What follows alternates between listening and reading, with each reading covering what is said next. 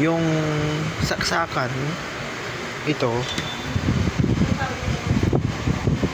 ilalagay sa 30 ampere. Yan. Tapos yung 20 ampere ilalagay dito sa extension na pagsaksakan ito. Konektado dito. Tapos ito. Yan. Tapos itong 15 ampere para sa connection sa ilaw, yung mga ito. Yan. Tapos itong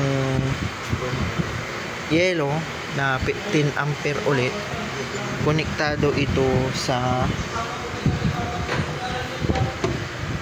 dito sa panel ng Polestar. Parang pinaka-insulator lang ito eh. Bali, ang diagram na ito ay pinagsama na ilaw tapos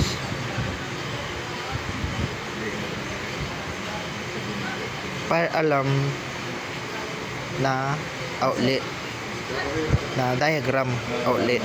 Yan.